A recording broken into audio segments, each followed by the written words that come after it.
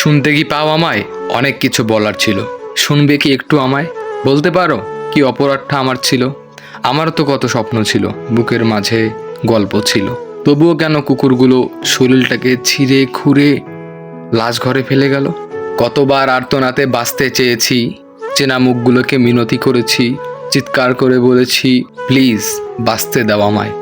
আমিও যে বাঁচতে চাই, কিন্তু বুঝিনি তারা মানুষ ছিল না। যদি মানুষ হতো তাহলে তারা ঠিকই বুঝতো আমার যন্ত্রণা। মানুষ রূপেই তারা ছিল। দেখলাম আমার আশেপাশে কিছু পরিচিত মুখ নিমিষেই বদলে গেল ভয়ঙ্কর পশুতে।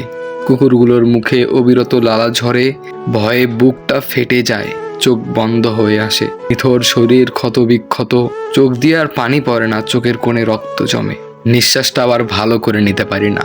আমি কি মরে যাচ্ছি? ঘৃণায় চারপাশ অন্ধকার হয়ে আসে। এটা হলো আমার বাংলাদেশ। জবাব দিতে পারবি এই কথাগুলোর? কি অপরাধটা ছিল তাদের? তাদেরও তো বাঁচার ইচ্ছা ছিল। অ্যান্সার দিতে পারবি? তারা কি বাংলার মাটিতে জন্মগ্রহণ করেনি? তারা কি মায়ের জাত না?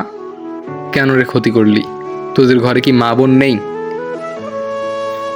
আই এম সরি বোন, আমি পুরুষ হয়ে লজ্জিত।